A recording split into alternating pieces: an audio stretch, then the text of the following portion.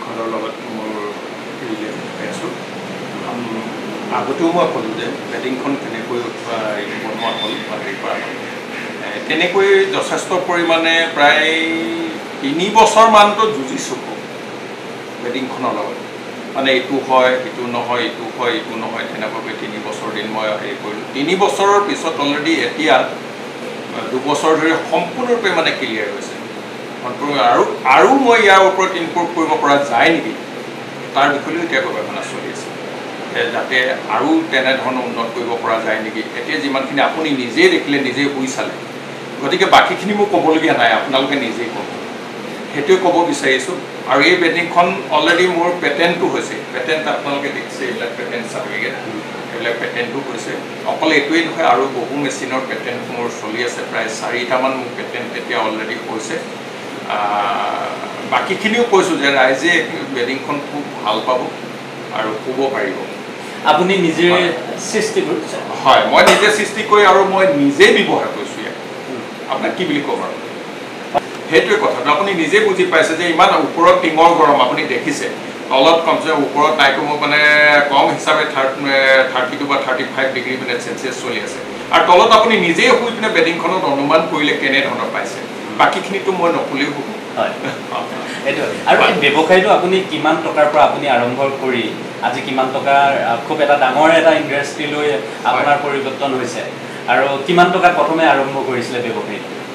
চাওক এইটো ক'বলৈ গ'লে বৰ ডাঙৰ এটা কাহিনী আপোনালোকক ক'ব লাগিব কাৰণ মই ব্যৱসায়টো আৰম্ভ কৰিছিলোঁ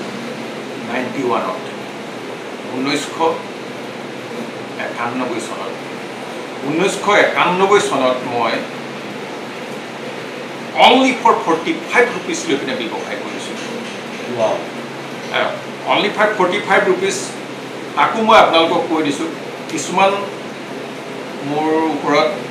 পৰিয়ালগত কিছুমান অসুবিধা চলিছিল কণ্ট্ৰল চলিছিল তাৰ বাবে ঘৰৰ পৰা মই ওলাই আহিছিলোঁ মোৰ হাতত অন্যকৈ খাবলৈও পইচা নাছিল মই সেইটো আপোনালোকক কৈছোঁ মই ৰাস্তাৰ ঢেঁকীয়া খাই পিনে জীয়াই আছিলোঁ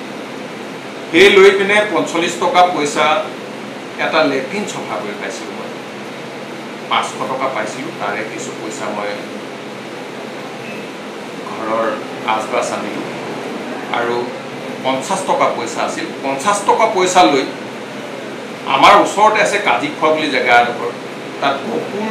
গোহাঁই নামৰ এজন ব্যক্তিয়ে সেইখিনি সময়ত এটা প্ৰেছ খুলিছে আজি প্ৰায় 30-35 বছৰৰ আগতে তেখেতৰ ওচৰলৈ গৈ পিনে সুধিলোঁ দাদা মই বোলে এনেকুৱা কথা মই কি কৰোঁ এতিয়া কওকচোন মোক কিবা এটা উপায় দিয়ক এতিয়া মোক সুধিছে তুমি কি জানা মই বোলো মই ITI পাছ কৰি আছোঁ তেতিয়াহ'লে এটা ইণ্ডাষ্ট্ৰী খোলা মোৰ পইচা ক'ত পইচা নালাগে নহয়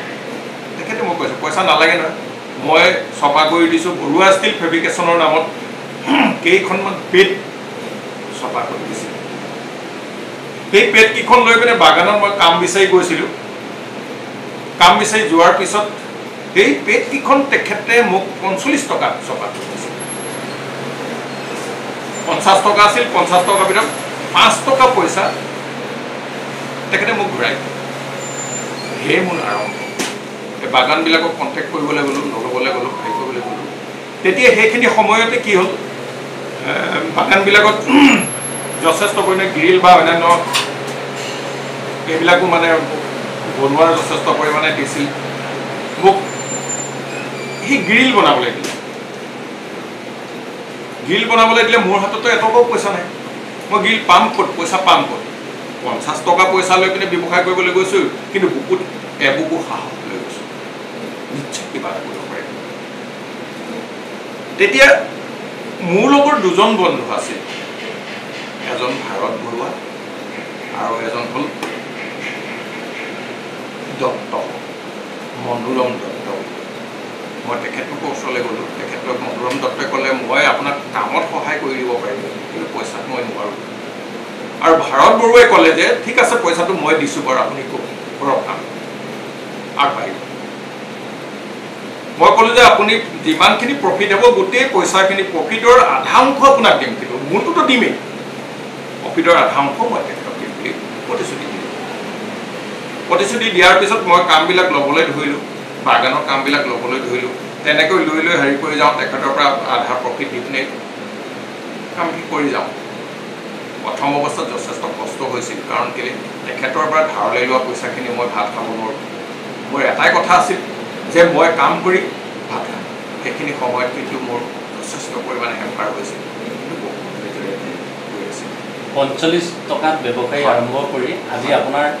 কেইবা কোটি টকীয়াও আপুনি মালিক হৈছে। হয়, সফল আজি অসমীয়া এজন ব্যৱসায়ী আপুনি। হয়, মই সেইকাৰণে ক'ব বিচাৰোঁ যে মই আপোনালোকৰ যোগেদিয়ে মই বাৰ্তা দিব বিচাৰোঁ,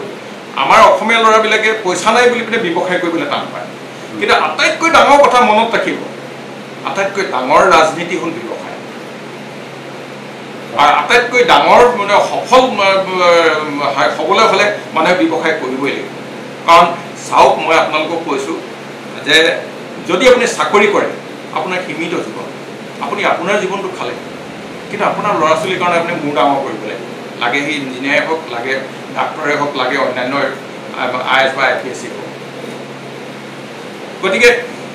মই ক'ব বিচাৰিছোঁ যে আমাৰ যিবিলাক সন্তান বহি আছে এতিয়া, তেখেতলোকে যেন সকলো ব্যৱসায় কৰক, আগবাঢ়ি যাওক। ব্যৱসায় কৰিবৰ কাৰণে পইচা নালাগে, লাগে মাথোন উৎসাহ, কৰ্ম আৰু বুদ্ধি। আৰু এই বিচনাখন AC বেডখন কিমান টকা, ইয়াত কিমান ৱাৰ্ড ইয়াত প্ৰয়োজন হ'ব? বেডিংখনত 37 ৱাৰ্ড বিজুলী দৰকাৰ হ'ব। আৰু বিজুলী নথকাৰ সময়ত তেখেতলোকে